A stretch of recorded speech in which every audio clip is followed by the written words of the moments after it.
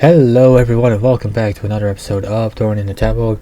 Each week I dive deep into the NFL season and make the tough call on which team it's time to give up on. Whether it's due to a string of injuries, a losing streak, or just plain bad luck, some teams just don't have what it takes to make it to the postseason.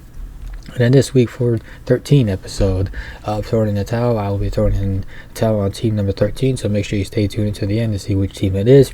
And as always, don't forget to like, comment, and subscribe for more with the NFL insights and tough calls. And with that, let's get started here per usual in the AFC East. Now we do have a bit of housekeeping to address here. So per the rules of Throwing in the Towel, once a team clinches a division title or a playoff spot, then they are ineligible for throwing in the towel, because obviously why would you throw in the towel on a team that's in the playoffs? So the Bills won the division like I figured they would, so they are no longer eligible for throwing in the towel, and with the towel being thrown in on the Patriots and the Jets, that just leaves the Miami Dolphins as the only team that can represent the AFC East going forward. And sure enough, they lost on Thanksgiving, so they are the lone representative for the AFC East this week. And when we look at the Dolphins, maybe it was the cold, maybe it was just the fact that the Packers are a good team, but Miami was soundly outplayed in all phases in Week 13. And that puts the Dolphins' backs against the proverbial wall. Winning out would probably be enough to get the Dolphins into the postseason, and the schedule is certainly manageable. A trip to Houston in 2 weeks is probably the hardest game remaining on paper for them, but given how inconsistent this team has been, peeling off 5 victories in a row, it might be too tall of a task. So now we go over to the AFC North, which has the Bengals and the Ravens this week. And for the Bengals, it might be safe to say that this team is cooked.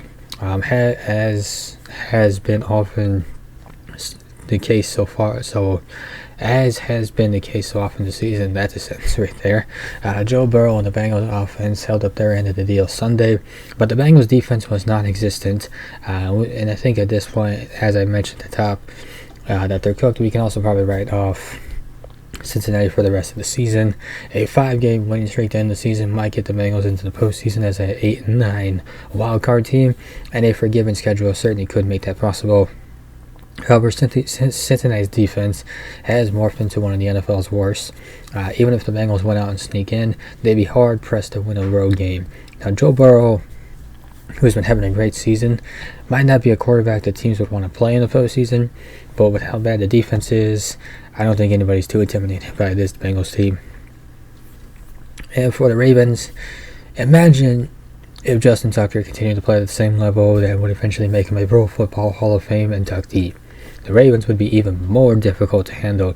Unfortunately, he hasn't been this season. He's missed 3 kicks. He missed 3 kicks on Sunday against the Eagles. His 10 misses lead the league.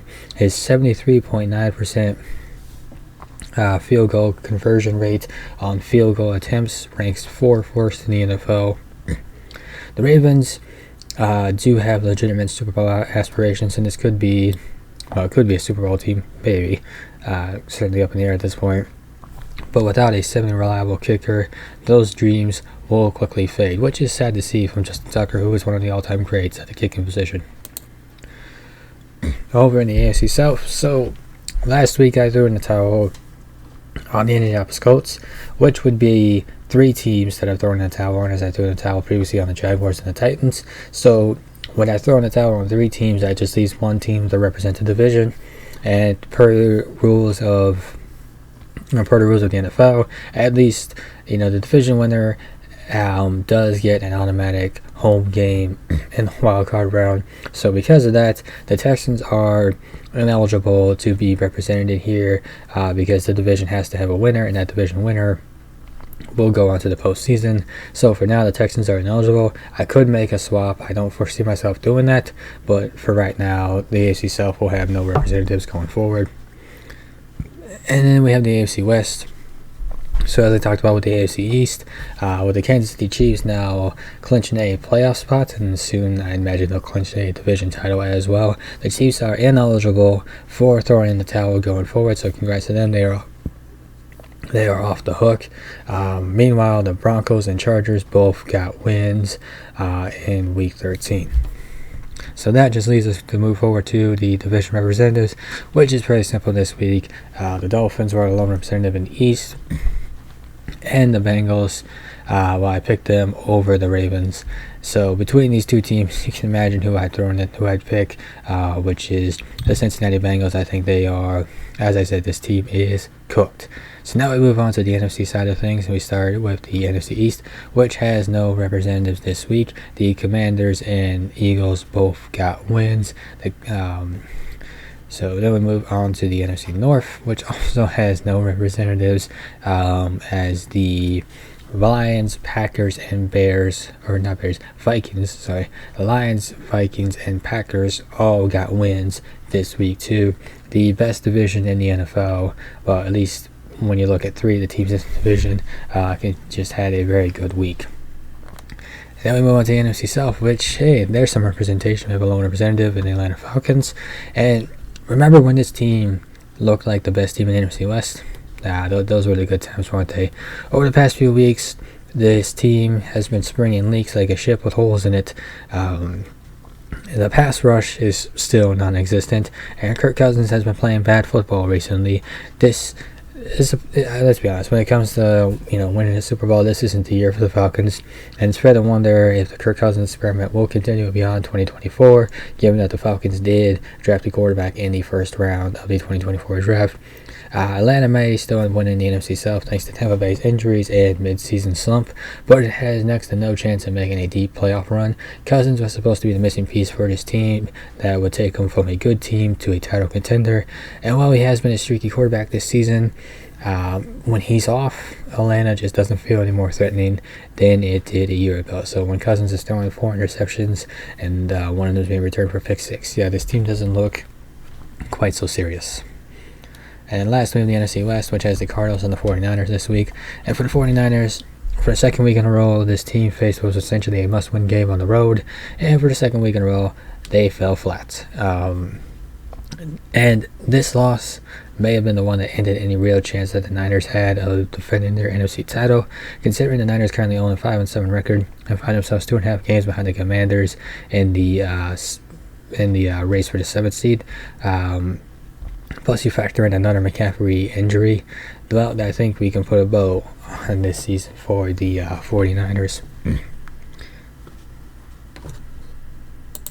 Excuse me, I had to clear my throat there. And for the Cardinals, let's be honest, the Cardinals are a decent team, but they are missing a couple ingredients that could make them a legitimate playoff contender, or at least one of the elite teams in the NFL, or really, an above average team, I should say. Arizona's middling defense is a playmaker or two away from being a top 10 unit in total yards. Secondly, Kyler Murray must work on his rapport with rookie Marvin Harrison Jr. They're too inconsistent to close games in critical moments. And also, let's also get Trey McBride some touchdowns. Can we try to make that happen too? It is insane with how productive this guy has been this year that he hasn't had a receiving touchdown. I don't know how that happens. So we move on to the division representatives here. Falcons in the South, in between the Cardinals and the Niners. I went with the Niners in the NFC West. So between these two teams, who did I go with as my NFC representative? I went with the 49ers back-to-back weeks, which is just, it's crazy to think too that this is where the 49ers are at too. A team that was a representative for the NFC in the Super Bowl last year, and now it looks like they won't even make the playoffs and get a chance to represent their crown. And it is a shame too, because this team had relatively the same talent from a year before, but ultimately injuries ended up being their undoing. Injuries to McCaffrey, injuries to Ayuk, and it just hasn't been their year, and it's a shame, it really is. So from there we move on to the recap section here, and you'll see something different here. We'll get into what that is in a second. For the Panthers, another competitive game against the Buccaneers. Certainly, I think that game did go into overtime, if I remember correctly. It did go into overtime, so the Panthers are playing more competitive, and Bryce Young continues to make his case to be the quarterback next season. The Giants have been officially eliminated from postseason contention. That's pretty much where they're at right now. Honestly, they shouldn't be playing any more games this season. They just really shouldn't. Titans, that was a bad performance against the Commanders. Bad loss there. Jaguars officially eliminated from postseason contention, and Trevor Lawrence might be done for the season after that nasty hit he took to the head. Patriots officially eliminated from postseason contention, but I think that's okay. I think they got what they wanted this season, which is proof that Drake May, at the very least, is going to be their starter for next year. The Browns got the full Jameis Winston experience on Monday night. The good and the bad. And then we had the Raiders officially eliminated from postseason contention. And man, this team has fallen. They look fairly competitive, and they look like they could be onto something. But I think ultimately they didn't take the quarterback position seriously enough, and then that certainly cost them. And maybe Antonio Pierce is not the answer at head coach. For the Jets, tough loss against the Seahawks here. That just continues what has been a tough season for the Jets. Saints lost to the Rams there. Cowboys got a win over the Giants, but I wouldn't read too much into that at the moment. The Bears lost. Terrible clock management at the end of that game against the Lions, so bad that they got the head coach fired. And then the Colts, they got a win over the Patriots, so there is that. But again, I wouldn't read too much into that at the moment. And with that, we move on to the NFC representative for this week's team between the Bengals and the 49ers, which was a Super Bowl matchup at one point in time. Between those two teams, who did I go with as this week's team? I went with the Cincinnati Bengals. Ultimately, it is a shame that a team with Joe Burrow at quarterback will not be in the postseason. That just doesn't feel right. If Joe Burrow should be in the postseason, he should be competing for the AFC title. But unfortunately, the defense for this team just hasn't been there. Not at all. And because of how terrible the defense has been, it's pretty much just wasting not only Joe Burrow's prime, but what has been a great season by Burrow, and even a great season by Jamar Chase, and also T. Higgins. I don't know if the Bengals will be able to re-sign him in the offseason too. So there goes your number 2 guy at wide receiver as well. And as for what happens for the Bengals this offseason, I could see Lou Anarumo, the defensive coordinator, being fired. And then just the Bengals leaving it at that. I think you could certainly get by scapegoating Lou Anarumo and then just keeping Zach Taylor as the head coach. Although it would not surprise me if he was fired as head coach, but I can't definitively say right now that it will happen. But I can definitely see the DC getting fired. So that is this week's team, the Cincinnati Bengals. And that does it for this week's episode of Throwing in the Towel. If you enjoyed this episode, be sure to hit the like button down below. And I will see you all next time.